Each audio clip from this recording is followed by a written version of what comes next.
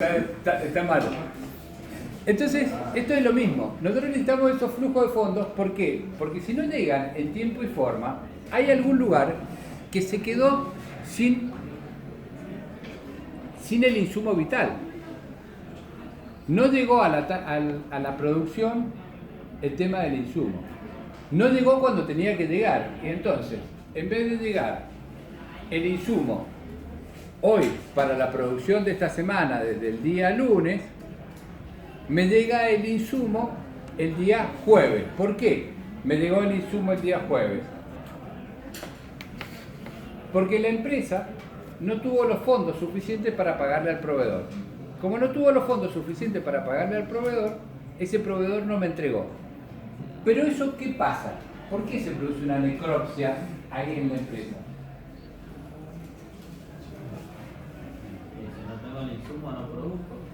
Muy bien, ¿y qué pasa si no produjo? No, pero antes que eso, todavía no vendo, pero ¿qué más se produce? Máquinas paradas, bien. ¿Qué otra cosa dijiste? ¿Máquinas? Y empleados sin hacer nada. ¿Qué pasa con esos empleados? ¿Les tengo que pagar? Igual, sí. Bien, ¿y entonces qué tengo? Pérdida. Pérdida, directamente, pérdida. Fíjense, no llegaron los fondos suficientes para que yo pudiese pagarle a ese proveedor. No llegó el insumo. Como no llegó el insumo, no pude producir. Tengo toda la planta parada, con lo cual la gente sin hacer nada, pagando salarios improductivos, teniendo que controlar a la gente, teniendo las luces encendidas para que no pase absolutamente nada. Entonces ahí se producen estas necropsias. Y esto es lo que ustedes tienen que tener en claro y analizar. ¿Se acuerdan que también les recomendé otro libro? Ese no les dije que lo leyesen sí o sí, se los recomendé. ¿Cuál?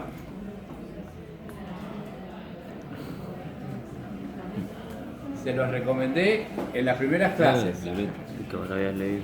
¿Cómo? La meta. La meta. Sí. La meta, de Goldberg. Acuérdense, teoría de las restricciones. Léanlo. Léanlo. Léanlo. Es a lo que se van a dedicar ustedes.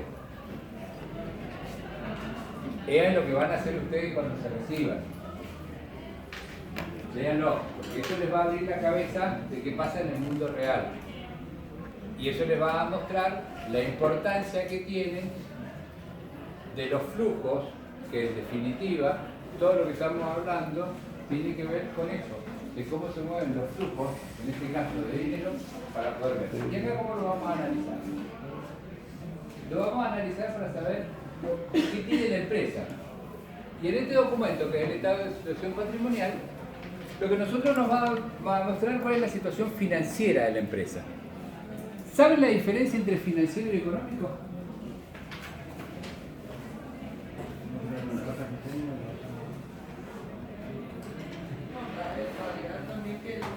Cuando hablamos de financiero, más que nada los números, y económico tienen en cuenta otras posibilidades, otros factores. ¿Cómo qué? A ver. No sé, por ejemplo, habíamos visto un ejemplo en el que económicamente por ahí localizar una planta cerca de un lugar que no estaba muy habitado, financieramente por ahí no era lo mejor, pero económicamente eso marcaba precedente para un mercado social nuevo. Bien.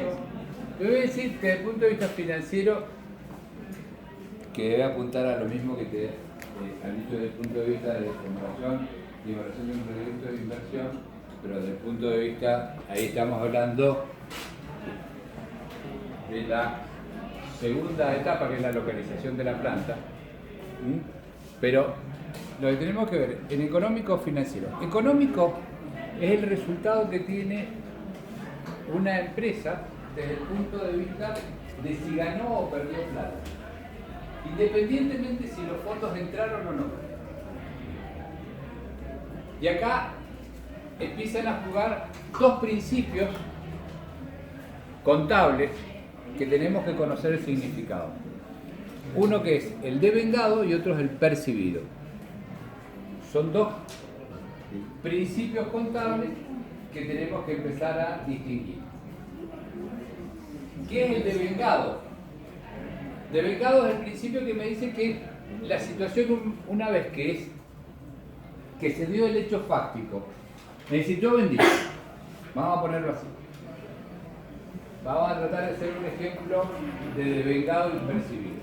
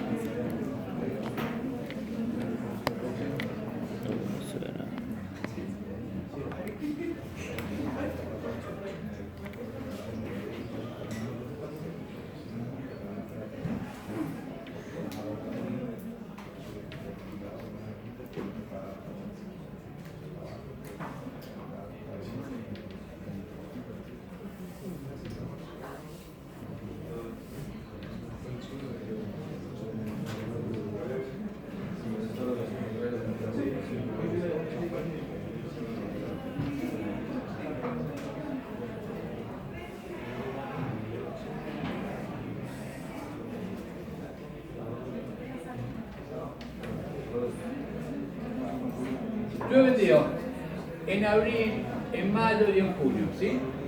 3 meses. Una cantidad a un precio, un total, ¿sí? Ahora bien, desde el punto de vista del devengado, yo vendí en abril 2.000 pesos. ¿Por qué? Porque vendí 100 productos a 20.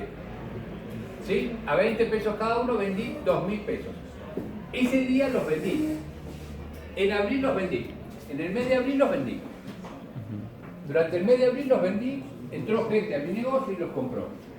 Ahora bien, desde el punto de vista del devengado, ¿cuándo se registra? En el momento que se produce el hecho. ¿Cuál es el hecho? La venta. Independientemente si yo lo haya cobrado o no a ese dinero.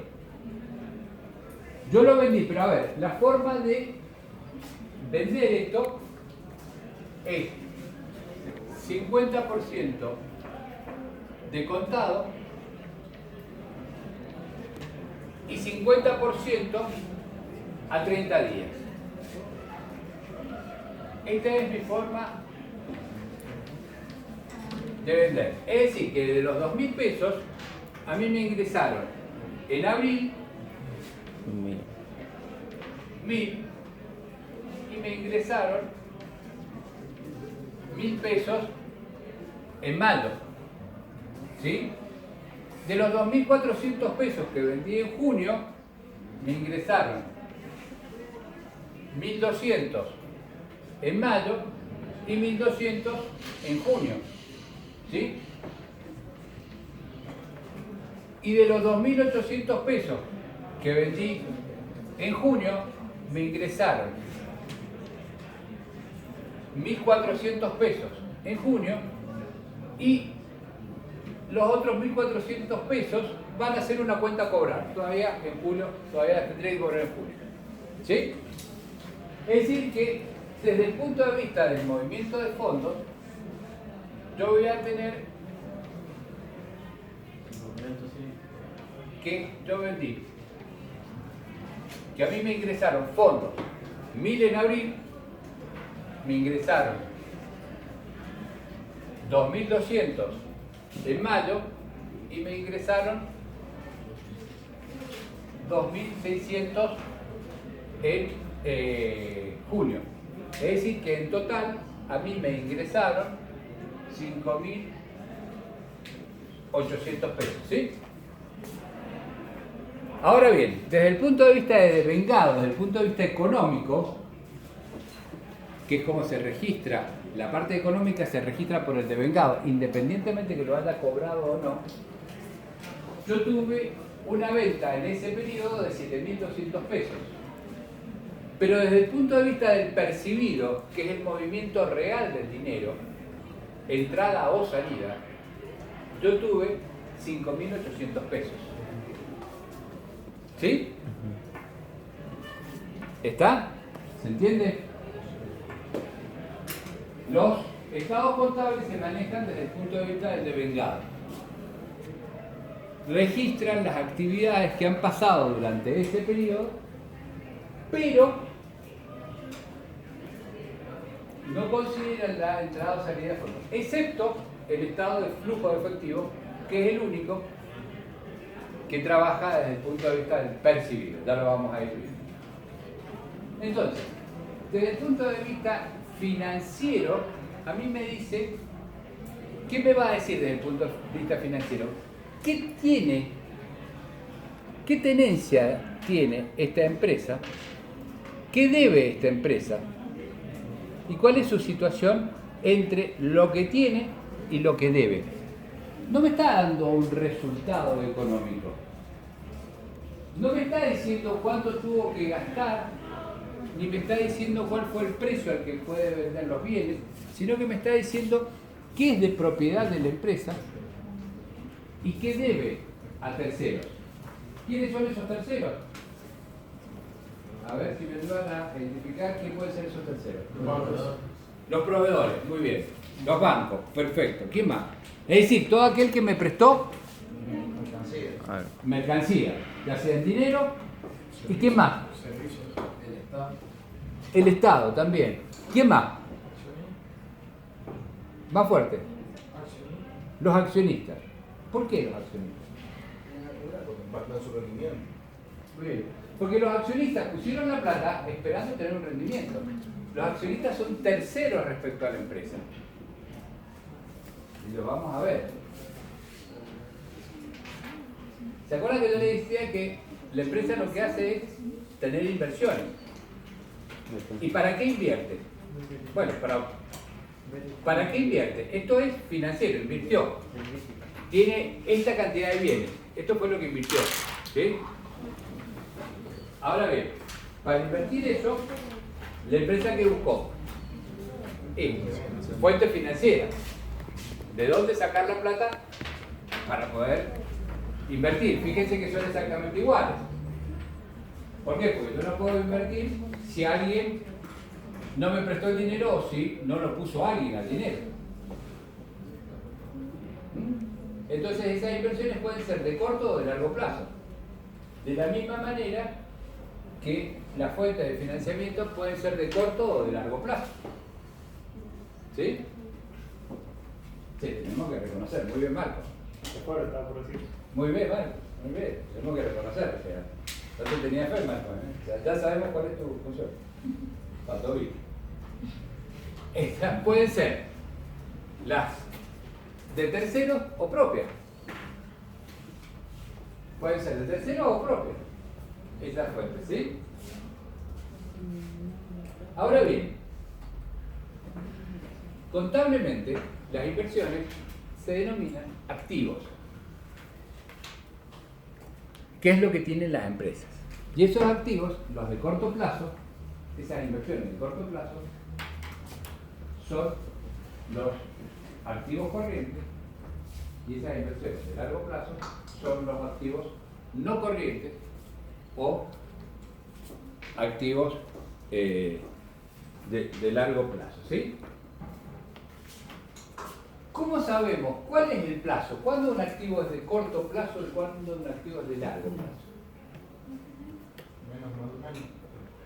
¿Menos más de un año de qué? Pongo la inversión. ¿De qué? Que me genera la resolución. ¿Que me genera la retribución?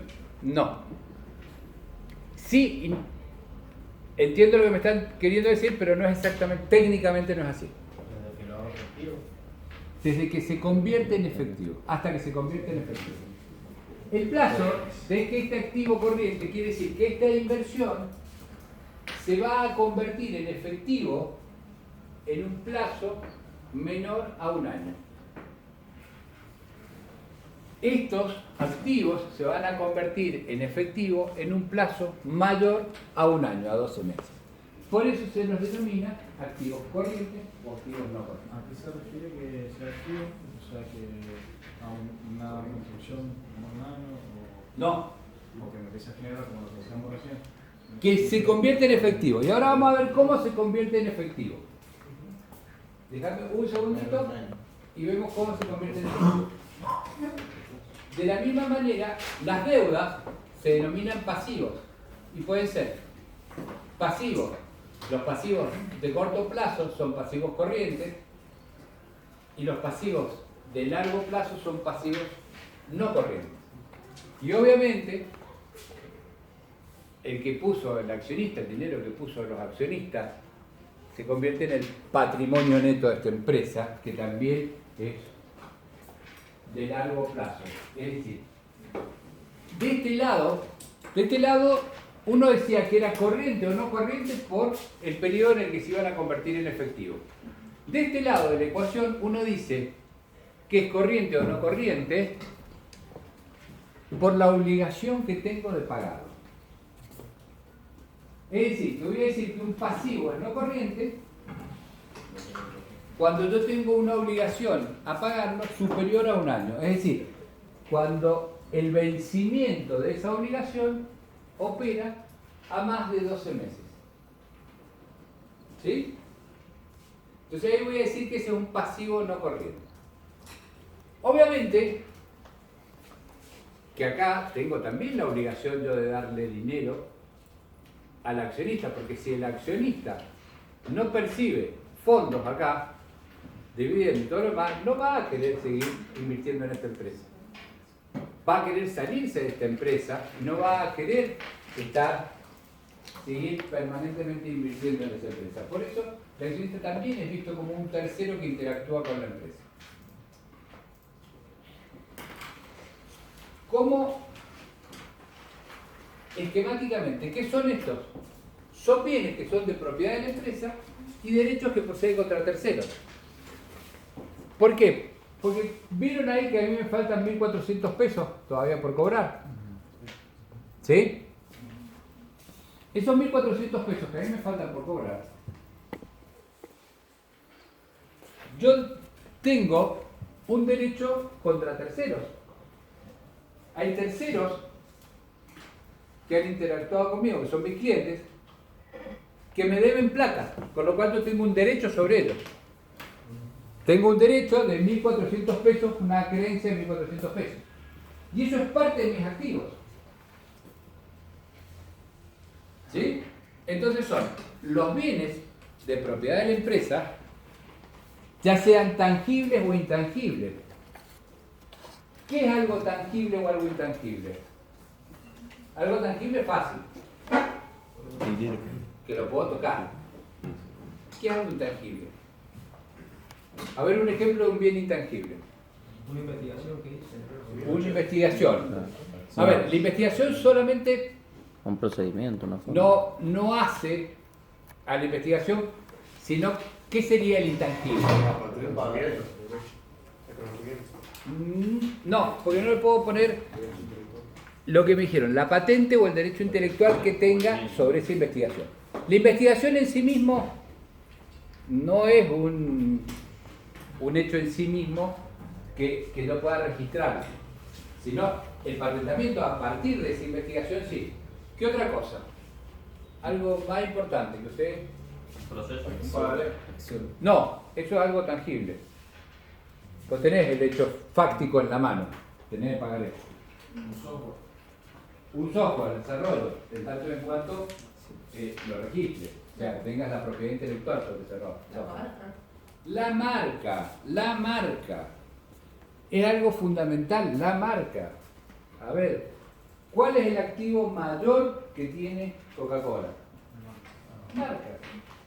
La marca. Coca-Cola no tiene casi plantas. Las plantas de Coca-Cola son plantas de otra empresa. No me acuerdo ahora cómo se llama, si se sigue llamando íntimo, porque creo que ahora se vendió un grupo chileno. Pero en Coca-Cola, la embotelladora en Mendoza, que también era una embotelladora de Córdoba, antes era INTI, Sociedad Anónima, etcétera, etcétera. ¿Quién era el titular de todas las máquinas que estaban ahí, de toda la propiedad? ¿Coca-Cola? No, Indy. ¿Qué tenía Coca-Cola? La marca. ¿Y qué le daba a esta empresa? Su acuerdo para que embotellara Coca-Cola. ¿Qué le pasa a Coca-Cola? Solamente el jarabe. El resto se embotella y toda la inversión inmovilizada, ¿quién la hace? ¿Coca-Cola? No, ¿quién la hace? Terceros que quieren usufructuar ¿qué cosa? La marca Coca-Cola. Entonces fíjense la importancia que tiene Coca-Cola, la que tiene una marca.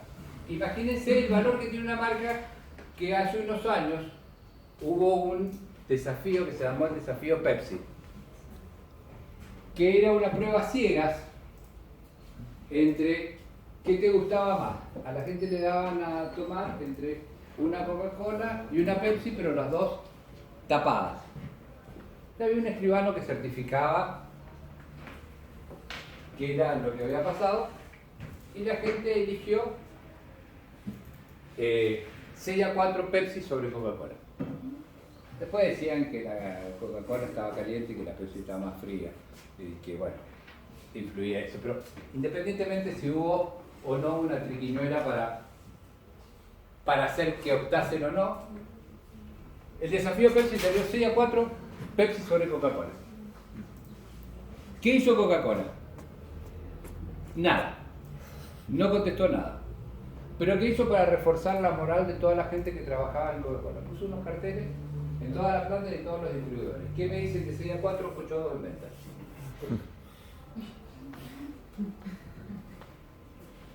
No me hablen más de 6-4, 8-2 en venta. Por cada 10 productos que se venden, 8 son Coca-Cola, 2 son Pepsi. Basta, no hablamos más. Entonces, no importa si el producto físico era mejor el de Pepsi que el de Coca-Cola. Lo que marca es la marca. Y lo que influye en el concepto de venta es la marca. ¿Sí? Entonces, fíjense qué activo importante que es ese activo, que no es un activo tangible, que no se puede tocar, pero que es un valor que ustedes creen que Coca-Cola no debe poner eso en su balance como algo que tiene un valor. Sí, las empresas por supuesto que lo ponen, son los activos intangibles. ¿Sí? ¿Cómo se contabiliza eso? ¿Cómo se contabiliza? Bueno, se hace un valor, se determina cuál es el valor que tiene esa marca, se valoriza. Eso hay toda una reglas técnicas para valorización de bienes intangibles y se les da un valor. Tiene toda una reglamentación técnica que se da en la especialidad de los contadores y tiene, para eso hay reglas técnicas. Todas las normas contables se basan en lo que se llaman los principios de contabilidad generalmente aceptados,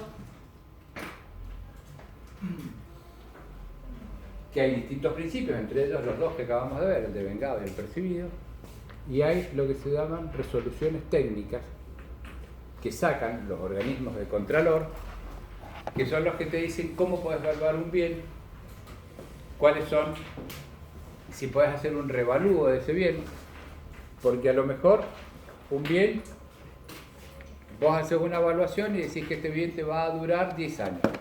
A los 10 años le hiciste una refuncionalización de ese bien y va a durar otros 10 años más. Pero en tu contabilidad ese bien quedó con un valor 0. Entonces lo podés reevaluar y podés decir que ese bien sigue teniendo valor, un determinado valor. ¿Sí? Pero es relativo, o sea, No. yo puedo darle un valor y yo puedo dar otro valor como contador. No, bueno, hay normas técnicas justamente que apuntan a que ese grado de discrecionalidad sea mínimo. Siempre va a haber un grado de discrecionalidad entre dos opiniones técnicas que puedas tener, pero lo que buscan las normas técnicas es que ese grado de discrecionalidad sea mínimo. Y lo que hacen es achicar ese grado de discrecionalidad. Pero esto es lo mismo como cualquier norma técnica en en el estudio cuando vos haces el cálculo de resistencia de este edificio. Los dos pueden tomar parámetros que vos sabés que el parámetro es aceptado entre tal o cual rigidez, y es un parámetro, no es un número exacto, y vos te podés tomar de este lado del parámetro y el otro del otro lado del parámetro, ¿sí?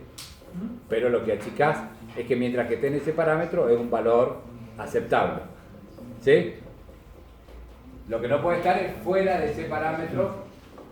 Lo mismo pasa con la resolución, ¿sí? Bueno,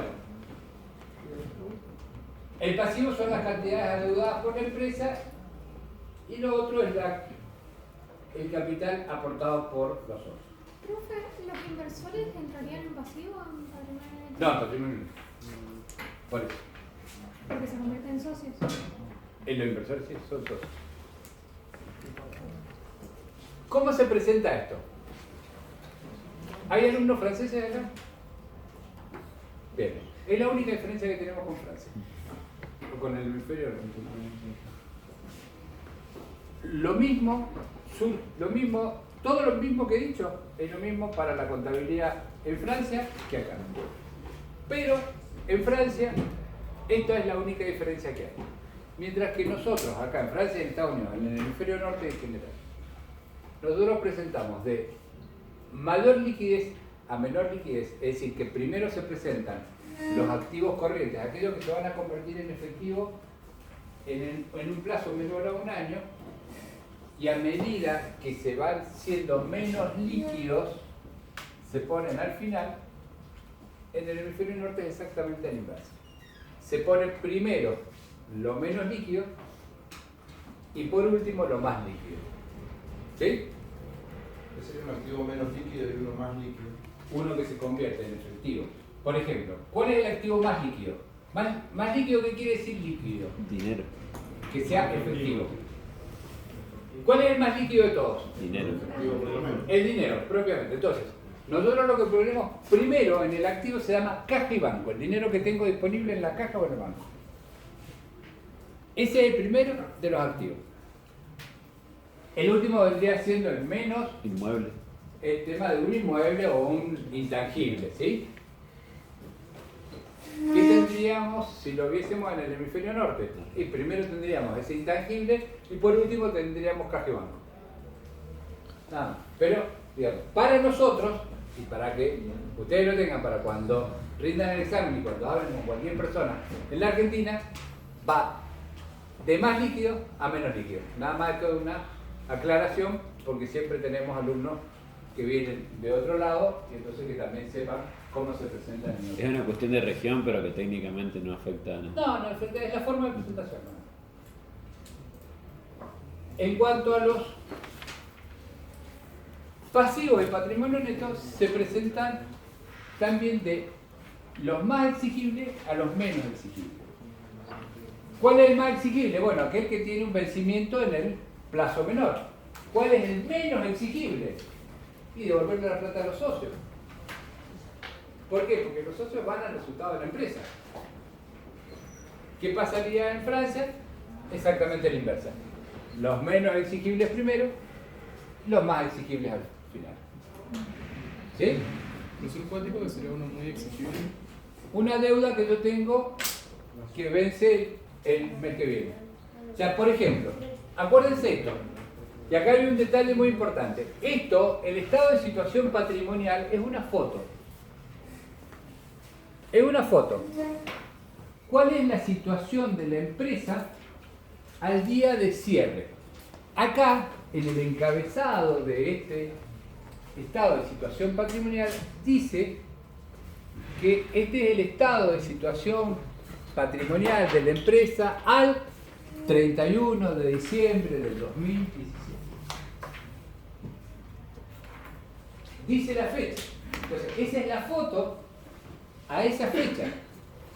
Hoy, al 30 de abril, la situación puede ser distinta. Esa era la foto que había ahí. Por ejemplo, ¿qué puede haber pasado en uno de los pasivos que me preguntaba? ¿Quién era que me preguntaba recién? ¿De cuál puede ser un pasivo de corto plazo? Vos. ¿Qué puede ser? Que al 30 de diciembre, al 31 de diciembre, cuando fue el cierre de este estado contable, vos todavía no hubieses pagado los sueldos. Porque los sueldos los pagas del 1 al 5 de cada mes. Entonces, en ese momento vos todavía estás debiendo los sueldos. Ya se devengaron los sueldos. Ya tenés la deuda con tu personal por lo trabajado en diciembre. Pero todavía no has hecho el pago.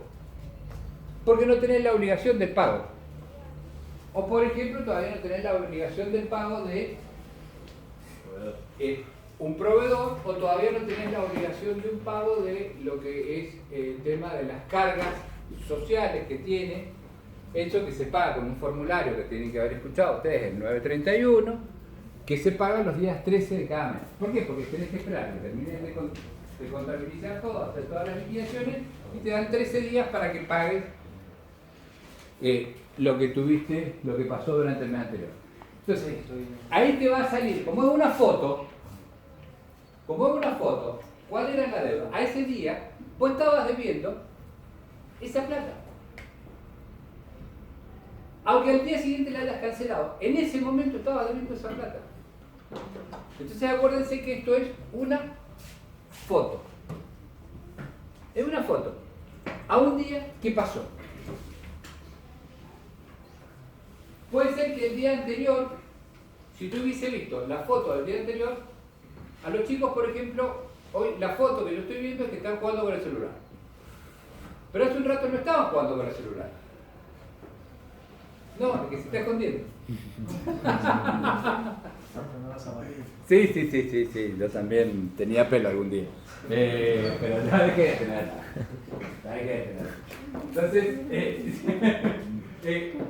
Entonces, si yo sacaba la foto, una foto de él, en un momento dado puede ser con barba, y otro en un momento sin barba. ¿Por qué? Porque ese día se afeitó. Punto, es una foto. Es como está en ese momento. Ese momento la foto. Una foto podría haber sido que la empresa el día anterior tuviese una deuda y haya cancelado este día la deuda y no tenga deuda. ¿Sí?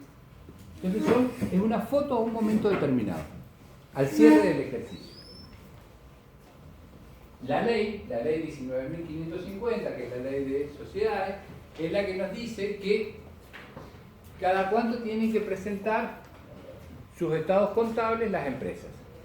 Y dice que las empresas comerciales, industriales y de servicios tienen que presentar sus estados contables por lo menos una vez al año. Como mínimo una vez al año. Hay entidades que son las entidades que tienen que ver con los seguros o las entidades financieras, es decir, como los bancos, las compañías de seguros, los que prestan dinero, que no sean cuevas obviamente, tienen que presentar sus estados contables cada 3 meses. Presentan el estado contable que va de enero a febrero, a marzo por ejemplo, y así sucesivamente cada 3 meses, y en el último estado contable, el de cierre del año, presentan el consolidado de todo el año. ¿Está? ¿Eso para que no haya movimiento raro? Sí, eso es porque tienen mayor control.